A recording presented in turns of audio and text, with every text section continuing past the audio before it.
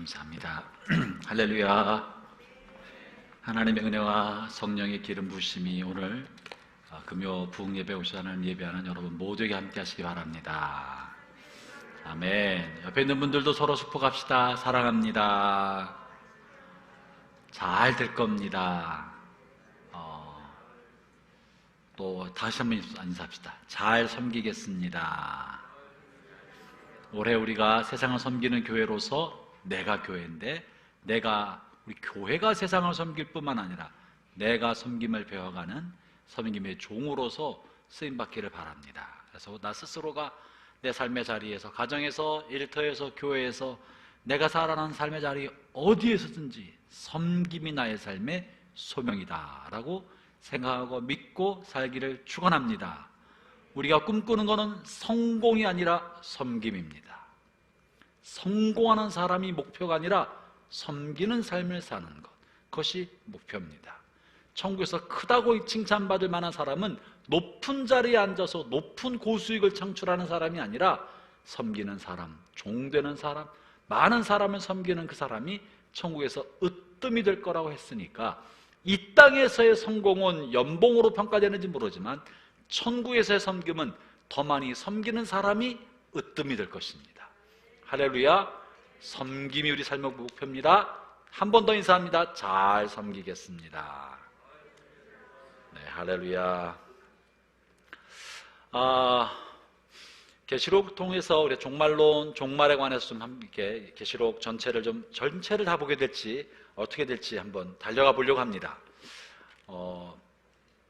이런저런 생각하면서 계시록을 금요철야 때 올해 주요한 금요철야 말씀으로 생각하고 마음으로 생각하고 있는데, 그 이유 중에 하나는 사실은 계시록 종말, 예수님의 재림은 굉장히 중요한 주제입니다. 신약 성경의 핵심 주제 중에 하나는 예수님의 재림입니다. 예수님이 너희가 본 그대로 내가 다시 올 것이다. 그리고 예수님께서 다시 올 때까지 종들에게 달란트를 주어서 주의 일을 맡기고, 달란트를 어떻게 썼는지 마지막에 다시 와서 계산하겠다. 그래서 우리는 예수님의 모든 종들과 예수님의 제자들은 다시 오실 주님을 만날 것이 우리의 삶의 목표입니다. 다시 오실 주님을 만나는 게. 근데 이게 어느 날부터 예수님의 재림을 얘기하기가 껄끄러워졌어요. 예수님 재림이란 말을 하면 이단 아니야? 좀 이상한데 아니야? 이렇게 여기게 되었어요. 그때가 언제인 줄 아십니까? 언제부터? 언제부터인지 혹시 아세요? 작년부터? 아니죠. 1992년 10월 27일 다민선교회가 예수님의 재림을 그때라고 못 받고 나서, 그때로부터, 그리고 그 1992년 그 다민선교회가 예수님의 재림을 주장할 때부터 그 전 수개월 동안 전국 방방곡곡을 다니면서 예수님의 재림에 관한 이야기를 하고 다녔습니다. 그때가 왜 그때 1992년 10월 달 예수님의 재림에 관한 이야기가 나왔느냐 하면, 그때 예수님이 재림하시고 7년 대환란이 있고 1999년 마지막에 2000년대가 시작할 때 예수님이 재림하신다. 예수님이 재림하신다. 그러면 예수님 태어나기 이전에 성경에 기록된 연대 추정 가능한 것으로부터 따지면 연대 측정 가능한 것이 한 4000년 정도 됩니다. 예수님 계시기 전에 4000년, 예수님 이후에 2000년, 마치 이것이 인류 창조를 6일 만에 창조하시고 7째 되는 날 쉬신 것처럼 인류 역사는 6000년 역사가 끝나고 나면 7000년째는 천년왕국이 된다. 그래서 천년왕국이 끝날 때 모든 것이 완성된 새 나라와 새 땅이 될 것이다. 그러므로 천년왕국은 2000년대, 벌써 20년, 22년 된 거예요. 천년왕국이 시작한 게. 2000년부터 천국왕국이 시작된다. 그러니 그 전 7년 대환란 있을 해가 92년 마지막 원부터 7년 대환란이 있고 2000년부터 천년왕국이 된다고 생각했던 거예요. 인류 역사를 6000년 정도로 보고 계산한 거예요. 이 큰 잘못이죠. 성경을 너무 잘 모르고 있는 것이고, 인류 역사를 6,000년으로 보고 있는 것도 잘못이고, 그 6일을 1년으로 생각해서 1,000년이 하루 같고 하루가 1,000년 같다는 베드로서의 말씀을 문자적으로 생각해서 예수님, 하나님께서 6일 동안 천지를 창조하셨으므로 1,000년이 하루 같은 하나님의 관점에서 인류 역사는 6,000년이고, 마지막 7째 안식일 하는 날 7,000년째는 천년왕국이 될 것이다. 아주 그럴듯하지요.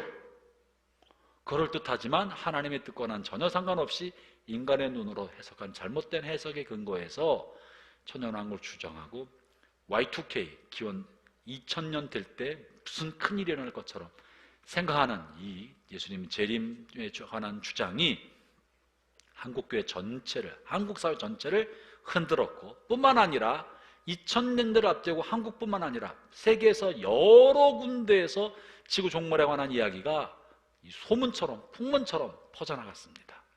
그것이 사실은 100년 단위로 끊어질 때마다 혹은 1000년 단위가 될 때마다 이 세기말 사조라는 경향성을 갖게 됐어요.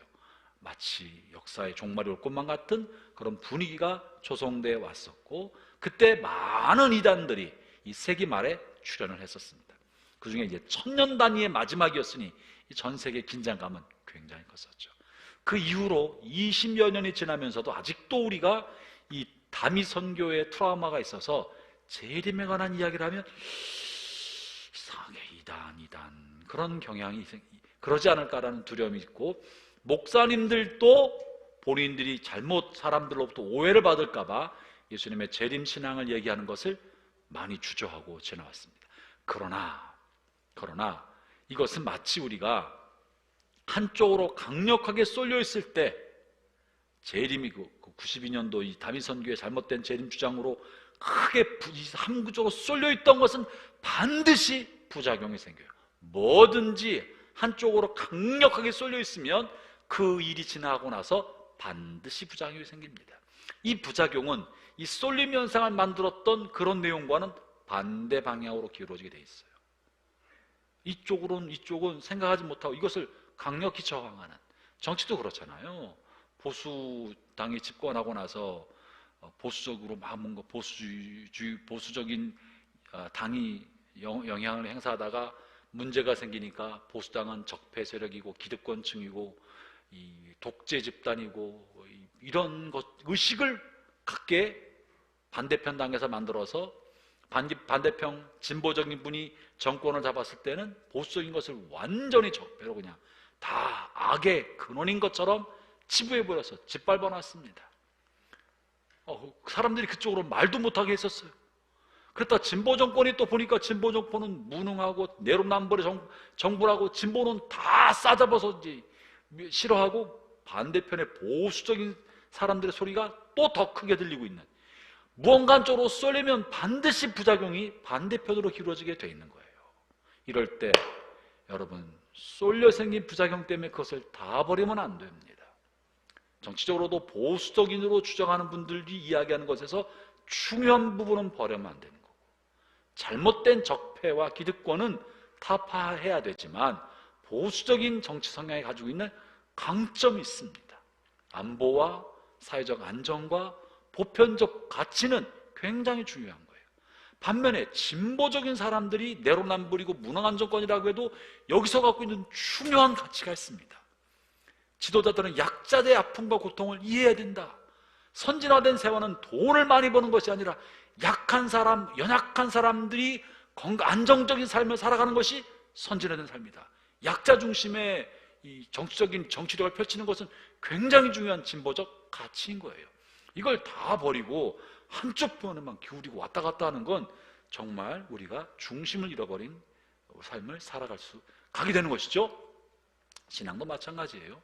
진보가 아니라 재림에서 가졌던 문제가 지난 한 오랫동안 문제가 있었지만, 그러나 우리는 예수님이 다시 오심을 기다리는 재림 신앙을 결코 약화시키거나 버리거나 멀리 두어서는 된다, 안 된다? 안 된다. 이럴 때일수록 어쩌면 사실은 지난 많은 세월 동안 이 예수님의 재림이 임박한 것처럼 여기는 여러 가지 많은 현상들이 일어나고 있습니다. 그럼에도 예수님의 재림에 관한 이야기는 입 밖에 내지 못하고 오히려 종말이며 지구 종말이며 기후온난화며 다른 얘기만 하고 있는데, 이 모든 현상들은 사실은 임박한 예수님의 재림을 알려주는 시그널, 징조 중에 하나인 거예요. 한번 성경 한번 읽어보죠. 누가복음 21장 8절부터 11절을 읽어보겠습니다.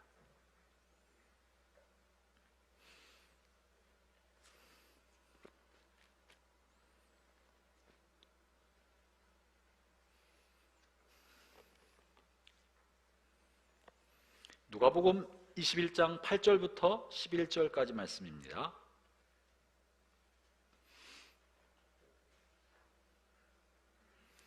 쉬운 성경 버전을 열어주시기 바랍니다.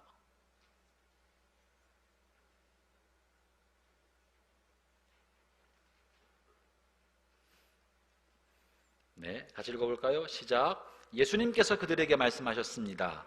너희가 속지 않도록 조심하여라.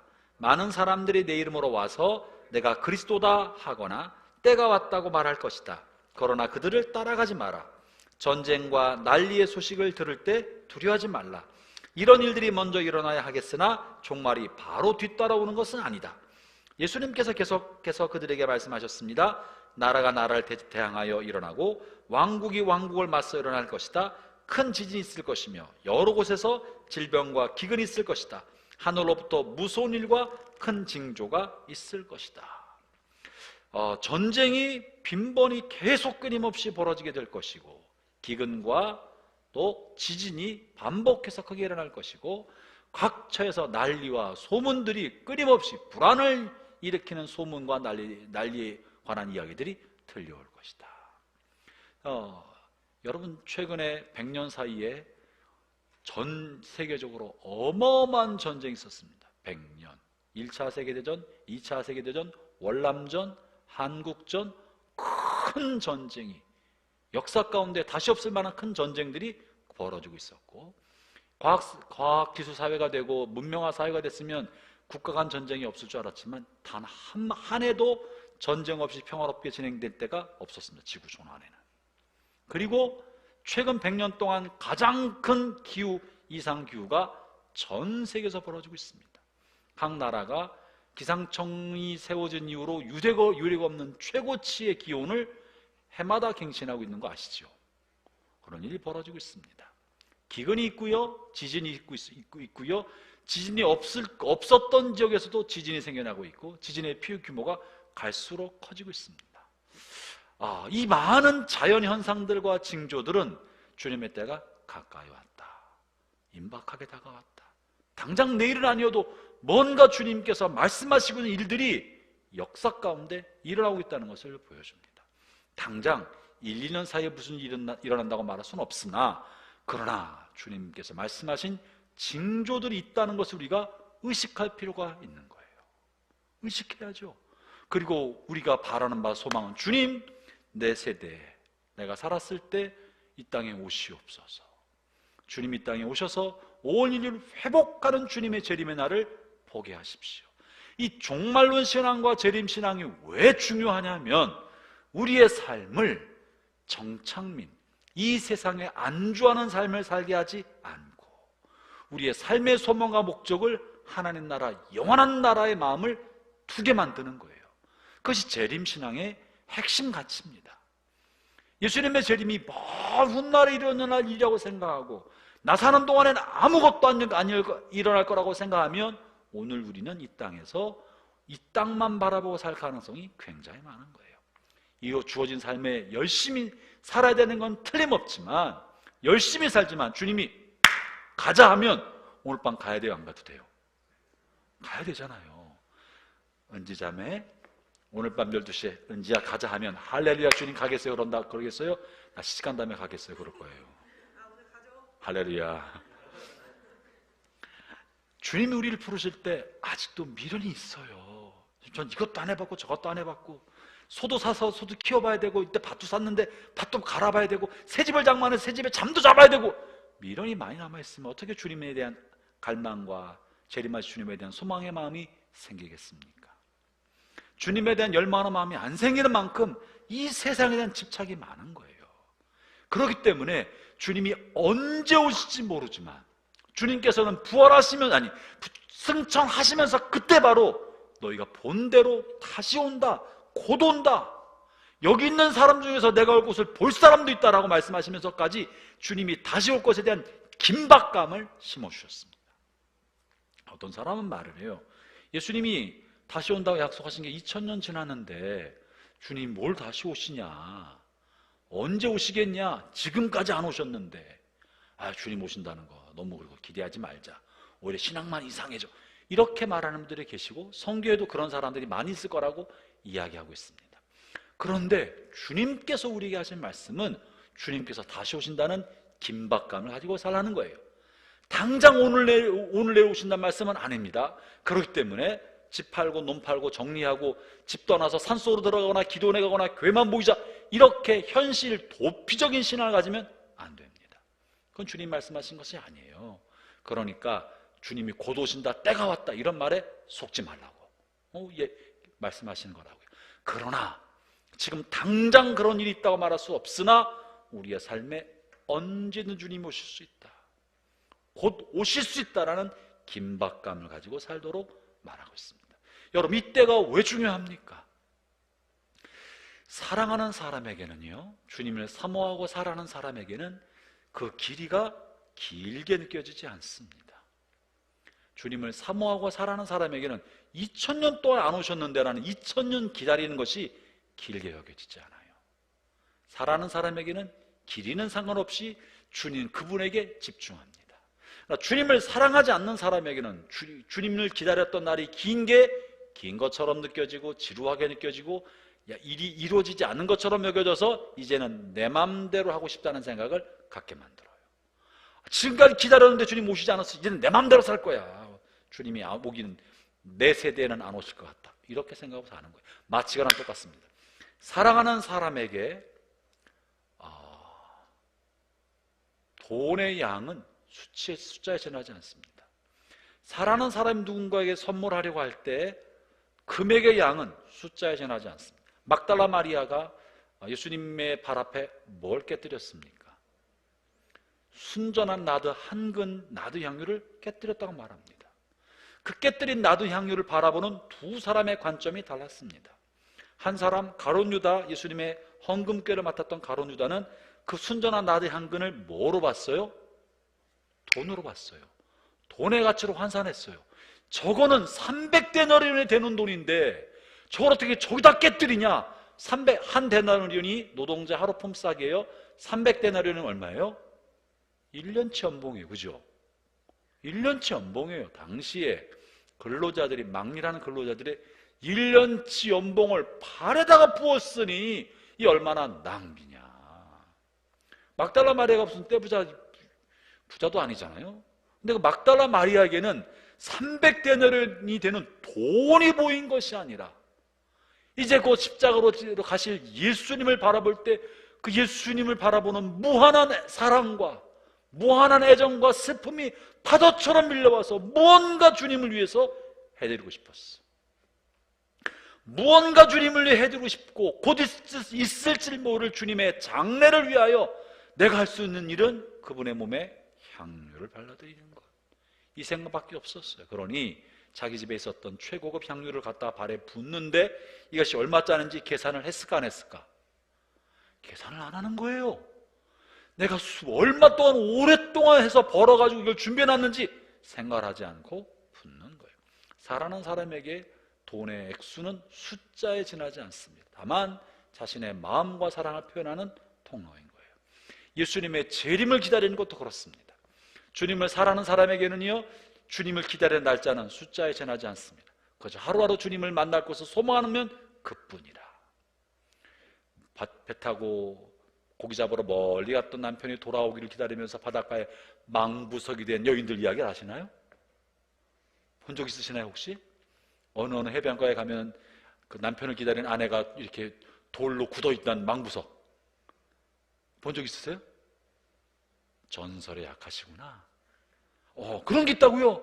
그 남편을 기다리는 여인은요, 그 시간이 그냥 한결같이 기다리는 것이었던 것처럼 예수님의 재림이 어떤 사람에게 긴 것처럼 보이지만 어떤 사람에게는 그냥 날마다 주님을 사모하는 마음으로 설렘과 흥분과 기대 속에 살아가는 날이 될 수 있습니다.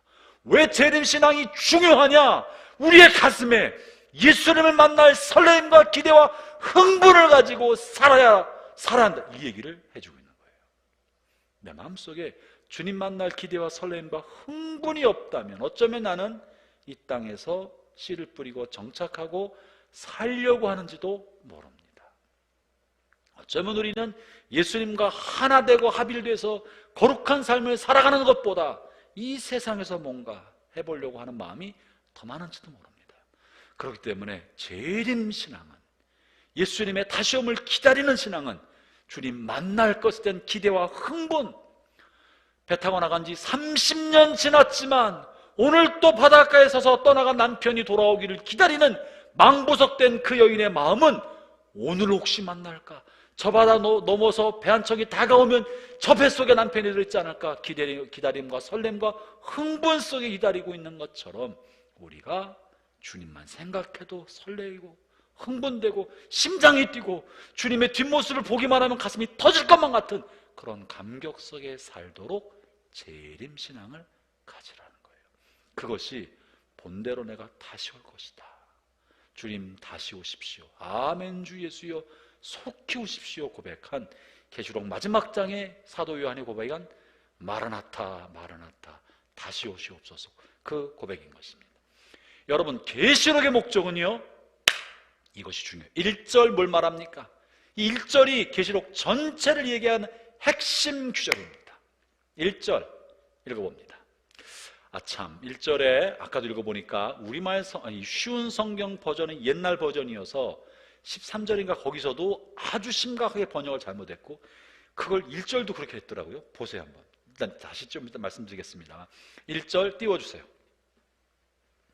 1절 앞부분만 합니다. 첫 번째 문장만 시작. 이것은 예수 그리스도의 계시입니다. 이게 핵심입니다. 이것은 예수 그리스도의 계시입니다. 누구로부터 온 계시? 예수님으로부터 온 계시입니다. 예수님이 주신 계시입니다. 또는 예수님에 대한 계시입니다. 그러면서 뭐라고 말씀하시냐면 하나님께서는 앞으로 일어나는 일들은 번역을 잘못한 거예요. 아주 잘못한 거예요. 제가 한번 13절인가 거기서 말씀드렸었죠? 기억나세요? 이거 앞으로 일어날 일들이 번역하면 아주 잘못된 건데 쉬운 성경 초기 번역자들이 굉장히 큰 실수와 잘못을 한 거예요. 너무 자기적으로 번역한 거예요. 보는 사람들이 쉽게 이해한다고 자기 의지대로 번역을 해서 원뜻을 완전히 망가뜨렸어요. 전 이게 뒷부분에 하나만 그런 줄 알았더니 1절도 그렇게 해놨더라고. 지금 이제 새롭게 제대로 다시 번역된, 개정된 쉬운 성경은 뭐라고 되어 있어요? 이것은 예수 그리스도의 계시입니다. 하나님께서는 반드시 속히 될 일들을 자기 종들에게 보이시려고, 반드시 속히 될 일인데 앞으로 일어날 일은 너무나 다른 거예요. 자, 그리고 나서 자기 종들에게 보이시려고 예수 그리스도께 이 계시를 주셨습니다. 그래서 그리스도는 요한에게 천사를 보내 이 일을 알게 하셨습니다. 요건 잠시 후에 말씀드립니다. 예수 그리스도의 계시다. 그리고 2절 이것을 무엇을 말씀하고 계시나 봅니다. 2절 시작. 요한은 자기가 본 것을 다 증언하였습니다. 그것은 예수 그리스도께서 하신 진리의 말씀, 즉 하나님의 계시입니다. 요한계시록 전체는 예수 그리스도의 계시이고 예수 그리스도를 드러내는 계시입니다. 이게 중요합니다. 요한계시록은 뭘 말하고 있나? 다만 미래 될 일, 앞으로 반드시 속히 될 미래 일만 기록하고 있는 것이 아니라 요한계시록이 진짜 말하고 있는, 관통하고 있는 핵심은 예수 그리스도 그분에 관한 것입니다. 할렐루야. 예수 그리스도 그분에 관한 것입니다. 여기에서 요한이 하나님을 통해, 성령을 통해, 예수님을 통해 받은 계시의 내용의 본질은 예수님인 거예요. 미래 일만은 아니에요. 무엇을 어떤 현상과 사건이 생기려고 하는 것, 그것만도 아닙니다. 미래에 666이 생기고 짐승이 나타나서 어떤 일이 벌어지고 미래에 될 일들만 말하려고 하는 것이 아니라 그 모든 것을 통해서도 결국은 예수님을 계시하고자 하신 것이고 예수 그리스도를 드러내고자 하는 것이 이 계시의 본질이다. 이것을 놓치면 안 됩니다. 그러니까 종말에 관한 이야기를 듣고 본문을 읽어도 결국 이것이 예수님에 관해서 나의 가슴을 뛰게 만들고 예수님을 더 사랑하게 만들고 예수님과 친밀감을 더 늘어나게 하는 방향으로 하나님의 말씀이 내게 들려지고 읽혀지고 해석되면 바르게 하는 것입니다. 그런데 내 마음속에 미래에 대한 불안과 두려움, 이게 뭔 뜻인가 하는 궁금증, 이런 것에 빠지게 만들면 그 해석은 잘못된 것이고 본질을 비껴간 잘못된 방향으로 가고 있다는 뜻이에요. 이해하시겠습니까? 여러분이 계시록을 읽을 때 그리스도와 더 가까워지게 하는 게 목적인 거지 무슨 수수께끼 풀어가는 게 목적이 아니다. 어떤 해석이든지 여러분이 해석을 들을 때 주님께 더 가까이 가는 마음을 갖게 만드는, 그리스도가 드러나게 하면 그것이 바람직한 방향이라는 것입니다. 그게 예수 그리스도의 계시다라는 뜻인 것입니다. 자, 스퍼전이라는 목사님이죠. 탁월한 설교자, 최고의 설교자가 성탄에 관해서 이렇게 말한 바가 있어요. 메시아의 탄생을 알리기 위해서 하나님께서 사용하신 것은 하늘의 별이었습니다. 동방박사가 만났던 하늘의 별, 동방박사를 인도했던 그 하늘의 별, 하나님은 예수 그리스도를 향하여 그 별을 사용하셨습니다. 이 별은 결국은 그리스도를 드러내기 위해 사용하신 거예요. 그리스도가 탄생하고 나서는 그 별이 사라졌습니다. 별은 별 자체를 드러내는 목적이 아니라 그리스도를 드러나게 하고 그리스도를 만나게 하기 위한 도구로 사용했지 별 자체를 남기기 위해서 그랬던 것은 아니다. 그렇기 때문에 이것이 이제 스퍼전이 성탄절에 관해서 설교하면서 성탄의 주인은 다른 것이 아니라 그리스도다, 이 말한 바가 있었습니다. 계시록이 마찬가지입니다. 계시록 볼 때도 그런 거예요. 계시록의 목적은 그리스도가 드러나야 되는데 종말이 난 사건들과 사건에 관한 두려움과 긴장감이 우리 마음을 사로잡고 있다면 잘못된 것이다. 잘못된 것이다. 그 이야기를 하고 있는 것입니다. 이단들과 다른 사람들은 이렇게 신비하고 희한한 어떤 문자와 상징을 자꾸 제시하면서 계시록의 본질을 흐리고 자신의 의도대로 사람들을 호도하고 좌우하려는 나쁜 생각을 가지고 성경 본문을 잘못된 해석해서 이끌어오고 있다는 사실을 아시고 속으면 안 된다는 것입니다. 자, 그래서 계시록의 중심이 뭐라고요? 미래 일이 아니라 그리스도다. 미래 일에 관련되어서 분명히 말씀하고 계시지만 그것은 또 결국은 그리스도를 드러높이고 주님을 향한 사모하는 마음과 친밀감을 높게 하는 방향으로 해석이 돼야 맞지, 그렇지 않으면 잘못된 거다. 그리스도라는 사실을 잊으면 안 된다는 겁니다. 이어서 다시 미래 일도 먼 장래가 아니라 대다수, 계시록에 기록된 대다수는 1절에 있는 하나님께서는 반드시 속히 될 일을 자기 종들에게 보이시려고, 이 핵심은 반드시 될 일이고 속히 될 일이라는 사실을 알아야 됩니다. 그래서 2000년 후에 벌어질 일들에 관한 이야기보다도 누가 누구를 위해서 쓴 글이라고 지난 시간에 그랬죠? 지금 도미시안 황제로부터 박해받고 있는 하나님의 백성, 교회 공동체, 그분들을 위로하려는 목적이 1차적인 목적이다. 그래서 로마 제국, 악독한 왕 네로 황제에 이어서 도미시안 황제가 그리스도교 교회를 박해하고 있을 때 이 박해자들이 할 행악과 그들을 심판하셔서 마침내 하나님께서 교회가 승리하게 하실 것에 관한 가까운 미래에 벌어질 일들을 기록에 남기고 상징과 문자를 통해 남김으로 당시 교회 공동체가 이 이야기를 듣고 이해하고 이 고난을 조금만 참으면 되겠구나라고 소망을 갖게 하려는 것이 목적이다. 그래서 이거를 멀리 있는 미래 2000년 후의 걸로 맞추면 된다, 안 된다? 안 된다는 거, 가까운 장래를 생각해야 된다는 게 중요한 일이었습니다. 자, 그 얘기를 제가 지난 시간에 말씀을 드린 거예요. 그래서 그 부분 다시 1절에 있기 때문에 반복해 말씀드립니다. 다시 봅니다. 이제 1절, 예수 그리스도의 계시입니다. 하나님께서 반드시 될 일들을 자기 종들에게 보이시려고. 이 예수님의 하나님께서 계시하시는 방법이 중요한데, 먼저 계시는 뭐냐면요, 계시의 뜻은 감추인 것을 드러낸다 하는 게 계시입니다. 감추인 뭐를? 감추인 예수님의 어떠한 부분을 드러내는 거예요. 감추인 예수님이 하실 일들을 드러내는 거예요. 악한 자를 드러내는 목적이 아니라 예수님과 예수님이 하실 일들을 드러내는 거예요. 그것이 계시입니다. 그렇기 때문에 계시는 감추인 것이 드러나게 하는 것이 계시이기 때문에 계시록에 있는 이야기는 또다시 무언가 신비의 수수께끼를 푸는 방향으로 해서는 이것도 안 맞는 거예요. 다시 제가 666 말씀을 드리면 666이 뭔가를 억지로 꿰맞추는 거는 계시의 목적이 아니다. 계시는 감추인 거를 드러내는 건데 무슨 수수께끼를 또 만들어놨으니 이건 본 뜻이 아닌 거예요.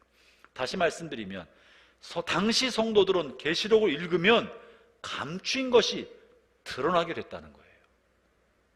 이해하시겠습니까? 감추인 게 드러나는 거예요. 이거구나라고 읽는 사람들은 받아들일 수 있을 만큼 오늘날 역사가 해석되고 앞으로 이런 일이 벌어지겠구나라고 자연스럽게 알게 되는 것, 이것이 드러나는 것입니다.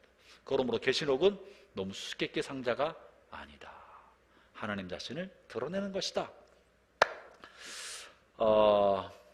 여러분, 이 계시를 다시 말로 묵시라고도 말합니다. 묵시에 관련돼서 한 가지 읽어보면요, 잠언 29장 8절을 읽어보겠습니다. 저나 여러분에게 주님의 계시, 묵시가 넘쳐나기를 바랍니다.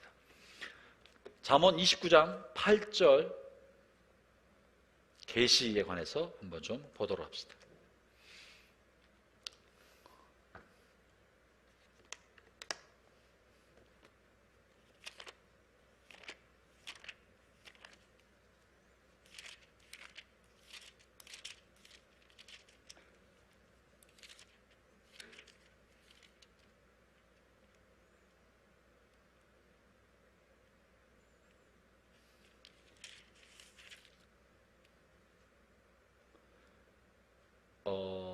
제가 본문을 잘못 찾았네.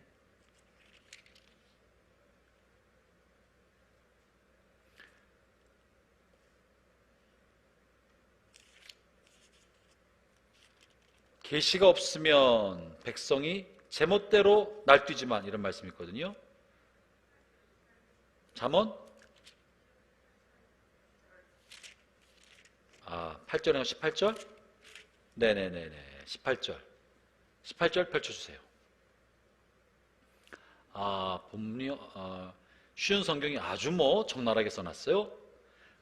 개역 성경에는 묵시가 없으면 백성이 방자하게 행하거니와 이렇게 되어 있는데, 쉬운 성경 이렇게 되어 있어요. 다시 한번 읽어봅시다. 시작. 계시가 없으면 백성이 제멋대로 날뛰지만 율법을 지킨 자는 복이 있다. 계시가 없으면, 하나님이 자신의 것을 드러내지 아니하면 사람들은 방자히 제멋대로 날뛴다. 이 말은 무슨 말인가 하면, 하나님께서 은혜를 베푸셔서 하나님을 알리지 아니하시면 사람들은 자기 중심대로, 제멋대로, 자기가 좋아하는 대로 방자히 함부로 날뛰면서 지멋대로 살아간다는 거예요. 오늘날 그 교회와 기독교와 내가 하나님 중심으로 경건한 삶을 살고 있나, 내 마음대로 삶을 살고 있나, 그것을 확인하는 지표는 뭐냐면 그 사람이 하나님으로부터 어떤 계시를 받고 있나. 이것은 신비한 어떤 계시가 아니라 하나님을 알아가는 계시, 주님의 뜻과 하나님의 은총을 알아가는 그 시간을 얼마나 갖고 있나를 보면 알 수 있습니다. 여러분 어떻습니까? 여러분, 하나님께서 여러분에게 하나님 자신을 드러내고 계십니까? 오늘도 주님을 발견한 게 있어요? 최근 들어 주님이 이런 뜻, 주님의 뜻이 이거구나, 하나님의 은혜가 이거구나, 십자가 이거구나, 나를 위해 하나님 갖고 계신 미래의 섭리가 이거구나, 발견한 게 있으십니까? 그러면 우리의 삶은 경건해집니다. 주님과의 사귐의 관계가 멀고 잘 모르면 지멋대로 사는 거예요. 하나님 나의 삶을 안 간섭하시는 것처럼 살아가요. 하나님이 멀리 있어서 나에게 아무런 영향을 주지 않는 것처럼 생각하니까 제멋대로 날뛰는 삶을 사는 것입니다. 그렇기 때문에 주님께서 우리에게 계시적 말씀을 주시고, 이 계시의 말씀은 대단히 중요하고, 잠언 29장 18절에서 하시는 말씀의 대상은요, 믿지 않는 사람이 아닙니다. 믿는 백성입니다. 계시가 없으면 백성이 하나님의 백성이에요. 지멋대로 날뛰지만 계시를 받고 은혜를 받고 살았고 운동력이 하나님의 말씀이 다 자신의 가슴을 치는 사람들은요, 경건하고 한 번도 날뛰지 않는다는 것입니다. 형제자매 여러분, 우리가 벌써 새해가 시작된 지 이제 한 달이 다 돼갑니다. 새해 마음을 각오하고 100일의 헌신을 결단하고 말씀과 기도의 삶으로 주님과 더 가까이 가는 삶을 살려고 결단하신 분이 있는 줄 압니다. 여러분의 결단이 하나님의 말씀을 통해 더 깊게 들어가기를 축원합니다. 더 깊게. 그렇기 때문에 계시가 없는 백성이 지멋대로 날뛰기 때문에 오늘 요한계시록 1장 3절에서는 이렇게 말씀하시는 거예요. 1장 3절 같이 읽어봅니다. 시작. 이 계시의 말씀을 읽는 자는 복이 있는 사람입니다. 또한 이것을 듣고 기록된 것을 지키는 자들 역시 복이 있는 사람입니다. 이것은 이 모든 말씀이 이루어질 날이 점점 다가오고 있기 때문입니다. 이 계시의 말씀을 어떤 사람이 복받는다고요? 읽는 사람. 계시가 없는데 주님이 계시의 말씀을 주셨어요. 주님은 하나님의 말씀이 계시의 말씀이고 하나님을 드러내는 말씀이고 예수님을 증언하는 말씀입니다. 나 자신의 복 주시는 말씀을 뛰어넘어서 하나님이 어떤 분인지 그리스도 어떤 분인지를 드러내주는 말씀입니다. 이 계시의 말씀을 읽는 사람이 복이 있습니다. 형제자매 여러분, 하나님의 말씀을 읽을 때 하나님의 말씀을 가까이서 주님이 무엇을 말씀하시나 묵상하면서 읽기를 바랍니다. 그래서 내 안에 계시가 임해야 돼요. 주의 말씀이 계시로 들려야 돼요. 글로서가 아니라 살았고 운동력이 있어서 좌우에 날선 검처럼 나의 숨은 생각을 쪼개는 말씀으로, 내 감추인 마음의 동기를 드러내는 말씀으로 내 영혼의 어두운 지하실 그림자 같은 그림자 낀 데를 밝은 빛으로 확 비추어서 내 심령 깊은 데가 무엇가 숨겨 있는지를 드러내는 계시의 말씀으로 비춰야 합니다. 여러분, 우리가 얼마나 자신을 감추고 사는지 압니까? 우리의 본성의 욕심과 타락한 죄성과 음란과 탐욕과 이기심과 이 자기중심성을 아닌 것처럼 하고 감추고 살아요.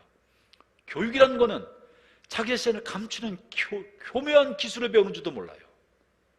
말을 통하여, 언어 구사력을 통하여, 표현을 통하여 자신의 속사람을 감추고 그럴듯하게 표현하는 게 어쩌면 우리가 이 공부한다는 건지 모르고 인문학인지도 모르고 철학인지도 모르고 글 쓰는 건지도 모릅니다.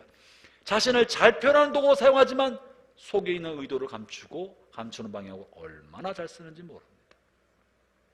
자칫하면 종교생활도 그렇습니다. 우리가 종교인이 되면 하나님 앞에 단독자로 세워서 주님과 친밀함보다도 사람 볼 때 경건한 사람으로 취급받는 방법을 배워가요. 어떤 행동을 하면 사람들에게 경건한 사람으로 보이는지를 너무 잘 알아서 사람들의 눈과 비유에 맞추는, 사람들 보기에 경건한 사람, 경건한 모양만 갖추고 있는 사람으로 살아가게 됩니다. 그런데 계시가 비추이면 나 자신을 드러나게 돼요. 내 숨은 생각과 악한 마음의 동기와 의도와 자기중심성이 날마다 주의 말씀의 빛으로 계시를 받지 아니하면 마치 내가 굉장한 신앙인인 것처럼, 대단히 뭔가 된 사람인 것처럼, 아닌 것처럼 나 자신을 속이고 감추고 살아가게 되는 거예요. 그래서 잠언 28장에 말하고 있는 것처럼 자기 멋대로 방자하게 생활하는 사람이 되고 맙니다. 형제자매 여러분, 아침에 말씀을 읽을 때 머리로 읽지 말고 뭔가 배운다고 연구하는 사람으로 읽지 말고 내게 하시는 하나님의 준엄한 음성으로, 자기를 비추는 현미경으로 내 마음의 어두운 방을 비추는 밝은, 나 자신을 비추는 성찰의 빛으로 읽어야 합니다. 우리 자신의 안에 있는 감정의 동요, 내가 왜 속상해하는지, 왜 마음이 낙심해하는지, 왜 슬퍼하는지, 왜 분노하는지 잘 묻어놓고 살고 있다가 말씀 통해 발견하고, 내가 이 부분에서 나를 속이고 사람을 속이지, 자신을 발견하게 만드는 계시의 빛으로 말씀 읽기를 바랍니다. 그러면 사람이요 겸손해집니다. 자기를 보면 내가 얼마나 부끄러운 줄 아니까 다른 사람에게 함부로 못해요. 자기를 비추어 보지 않으면 자기 스스로 자기를 괜찮은 사람인 것처럼 착각하니까 다른 사람을 정죄하고 판단하고 함부로 말하고 그렇게만 해요. 다른 사람의 잘못을 정죄하고 판단하고 함부로 말하니까 자기도 그렇게 누군가 말할까 봐 계속 가면을 쓰고 속이고 아닌 것처럼 합니다. 교회 공동체는 어떤 교회 공동체가 건강한 공동체입니까? 계시의 빛 가운데 노출된 자신을 드러내는 것. 주의 말씀이 나에게 이렇게 나를 비추어 주었다. 이 말씀을 보니까 내가 이런 사람이더라. 자신의 감추인 것을 드러내고 고백하는 공동체. 이게 계시의 공동체입니다. 계시의 공동체가 되지 않으면 종교 공동체가 됩니다. 어떤 행동을 하고 어떤 행동과 모양을 갖추는 것으로 괜찮게 여기는 거예요. 이게 종교 공동체가 돼버리고요. 이 종교 공동체는 반드시 위선자 집단이 되어갑니다. 겉으로는 그럴싸하게. 그러나 저는 우리 교회 공동체가 계시의 공동체가 되기를 축원합니다. 자체가 그렇게 되어야 됩니다. 목장이 그래야 됩니다. 연약함을 드러내고 나 연약함을 같이 기도하도록. 제가 이런 부분이 연약합니다. 저를 위해 기도해 주세요. 제가 이런 부분이 약합니다. 저를 위해 기도해 주세요. 그럴 때 제멋대로 하지 않는, 방지하지 않는 공동체가 되겠죠. 말씀을 그래서 읽는 사람이 복이 있습니다. 그리고 이것을 듣는 사람이 복이 있습니다. 우리 쉬운 성경에는 그것을 듣고 그 가운데 기록된 것을 지키는 자들이 복 있는 사람입니다라고 묶어놨는데요. 개역 성경에는 분리되어 있죠. 읽는 사람과 듣는 사람, 그리고 그 가운데 기록된 것을 지키는 사람. 말씀을 듣는 것이 또 복입니다. 요즘 여러분 성경을 좀 듣고 계시나요? 좀 듣고 계십니까? 네. 성경을 읽을 뿐 아니라 듣는 것이 굉장히 중요합니다. 이스라엘 공동체가 처음 성경 말씀, 하나님 말씀을 접했던 것은 듣는 걸 통해 접했습니다. 신명에 나오는 쉐마 이스라엘아, 들으라 이스라엘아. 이스라엘 백성은 처음에 하나님 어떻게 경험했나? 들음을 통해 경험했습니다. 모세를 통해 들려주는 것으로 경험했습니다. 당시에 기록할 만한 양피지와 이런 게 많지 않았기 때문에 기록한 성경을 읽을 수 있는 사람은 서기관들, 극소수의 사람밖에 없었고, 아주 소수만 기록된 것을 읽을 수 있었고, 오랜 세월 동안 초기 교회에서도 성경은 들려지는 것이었습니다. 들려지는 것을. 이 들려지는 것을 듣는다는 것은 그냥 들려오는 대로 듣는 것이 아니라 적극적 경청인 거예요. 뭐라고 말씀하시지? 아버지가 나에게 뭔가 이야기할 때 듣는 것처럼 뭐라고 말씀하시지? 귀를 기울이고 적극적으로 듣는 것이고, 반복해서 적극적 경청을 함으로 말씀을 암송해버렸던 것이 당시 이스라엘 사람들이 하나님의 말씀을 듣는 방법이었습니다. 성경이 없기 때문에, 기록된 책이 없으니까 듣는 걸 통해 듣는 대로 암송을 하려고 하는 거예요. 하나님의 말씀이니까, 저것이 하나님의 뜻이니까. 지금 내가 적극적으로 경청하고 가슴에 새기지 않으면, 기억을 못하면, 잊어먹으면 하나님의 말씀의 뜻대로 살지 못하니까, 하나님의 말씀을 알 수 있는 길이 듣는 것밖에 없었으니까 듣는 거에 굉장히 신경을 쓰고 온 힘을 다 기울이고 듣는 대로 암송하려는 마음으로 들었습니다. 그걸 듣고 가슴에 새기고 기억해 놓지 않으면 자기 마음대로 하니까. 이것이 듣는 거예요. 그냥 앉아 있는 게 아니라. 할렐루야. 지금 제 설교를 듣고 계십니까? 앉아 계십니까? 다수는 듣고 계신데 몇 사람은 그냥 앉아 계신 분이 계신 것 같아요. 적극적으로 드려야 됩니다. 그래서 우리가 최근에 좋은 mp3 파일들이, 성경을 낭송해주는 mp3 파일들이 많더라고요. 그래서 다행히 얼마 전부터 이 우리 IT 기술이 발달하면서 성경을 쉽게 들을 수 있게 만들어주고, 차 안에서 또 오고 가는 길에서도 듣게 만들어줘서 오히려 세상이 좋아지면서 하나님 말씀을 많이 들을 수 있게 됐다. 물론 켜놓고 딴짓하면서 들었다고 그렇게 하지 말고 적극적으로 들으면서 말씀이 귀로 들어와서 내 삶을 변화시켜 나가도록. 작년 말에 제가 아주 좋아하는 선교단체 지도자 중에 한 분이 저에게 전화를 했어요. 백 목사님, 몇몇 지도자 몇몇 분들이 새해에 공동체 성경 읽기, 같이 말씀 읽고 말씀을 나누는 시간을 가지려고 그러는데 매일 아침 성경 몇 장을 같이 읽고 그 말씀을 단톡방에 나누는 시간을 가집시다. 그래 너무 좋겠다. 또 이제 누구누구 참석한다고 들어보니까 뭐 교계에서 존경받는 장로님, 선교단체 지도자, 또 몇몇 분들이 10명 미만의 분들이 같이 그거 하자고 한다 그래서 그래요. 너무 좋은 생각이네요. 같이 나눕시다. 저도 이제 작년 말부터 그랬더니 1월 1일부터 이제 그분이 매일 아침에 아주 이런 시간에 이제 말씀을 이제 들을 수 있는, 지금 우리 백일의 헌신에서 성경 통독하는 분들 계시죠? 서 목사님이 읽을 성경 구절을 이제 MP3 파일로 보내드리죠. 계시나요? 그런 분들이? 네, 그렇게 이제 또 아침마다 저에게 이제 보내줘요. 네, 그래서 이제 하루에 5-6장씩 저도 아침에 일어나면 그 말씀 이제 보내준 그 말씀을 MP3 파일로 들어요. 제일 먼저 일어나면 이제 그걸 들으려고 지금 애를 쓰면서 아침 이른 시간에 말씀을 듣습니다. 그러면서 말씀을 마음에 새기고 되새기고 마음에 채우려고 합니다. 근데 이제 받는 파일 중에 하나는 이제 제 목회 멘토셨던 큰 어른이셨던 하영조 목사님. 하영조 목사님이 목소리로 성경 창세기부터 계시록까지 낭독하는 성경 파일을 보내줘요, 저한테.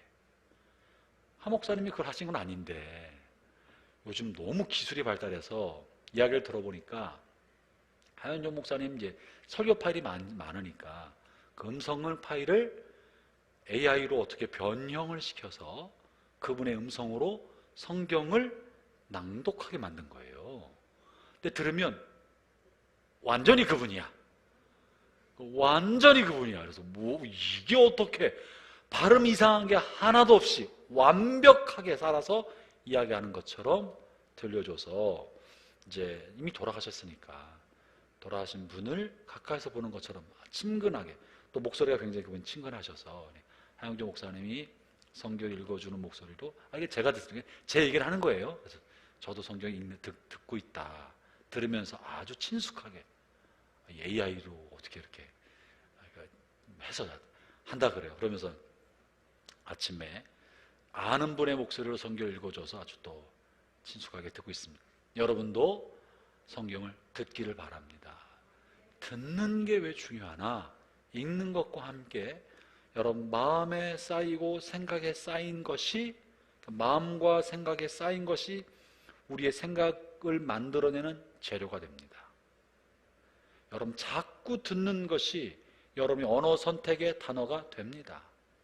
자꾸 듣는 것이 여러분의 사고방식을 만들어냅니다. 여러분 뉴스를 자꾸 보는 사람은 그쪽으로 사고가 돼요. 그래요, 안 그래요? 쇼핑 정보를 자꾸 듣는 사람은 온통 쇼핑만 생각하고 있어요.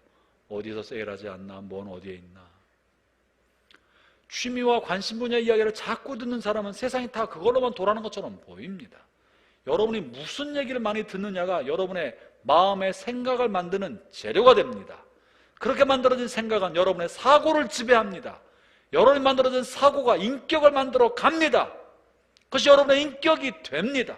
여러분의 판단력이 되는 거예요. 판단의 근거가 되는 겁니다. 그러면 우리가 예수님을 닮으려면 어떻게 해야 됩니까? 예수님의 말씀을 자꾸 들어서 생각의 말씀으로 생각이 되도록.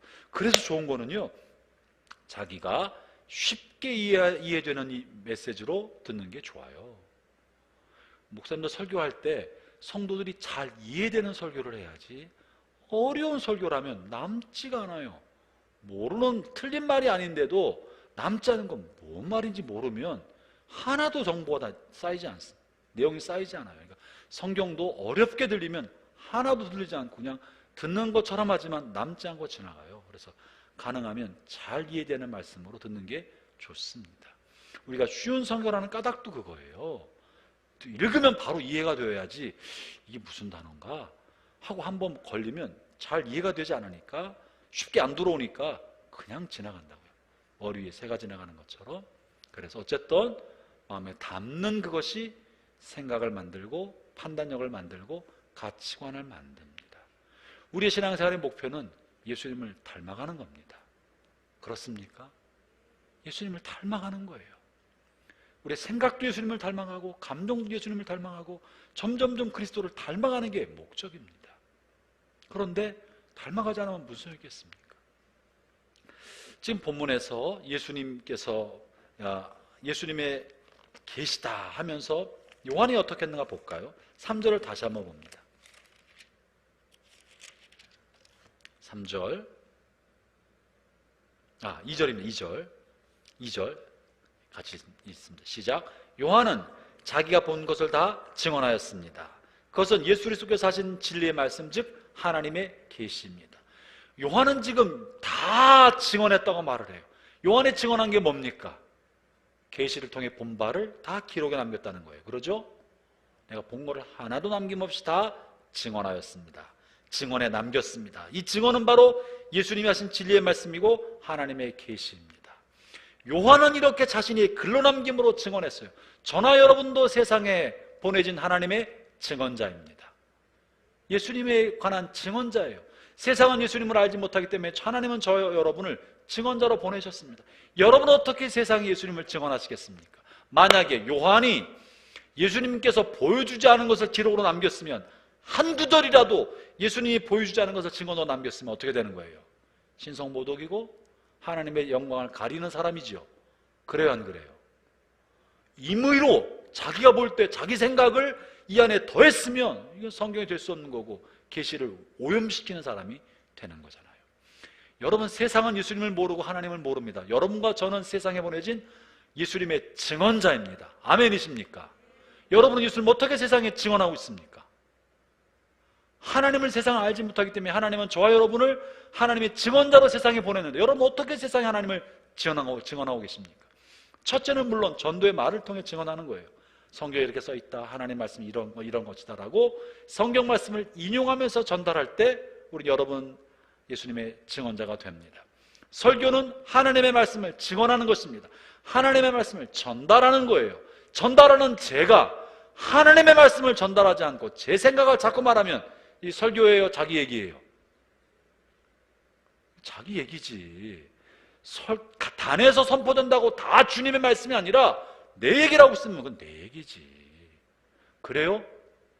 저 자신이 설교자로 설 때 제가 긴장하고 애쓰는 거는 내 얘기를 하지 않도록, 내 주장을 하지 않도록 하나님의 말씀이 하고자 하는 바를 운반하는 그럴 때만 저는 하나님의 말씀의 증언자고 하나님의 말씀의 대언자지, 내 얘기를 하고 있다면 그건 여기서 말을 해도 자기 얘기를 하는 거예요.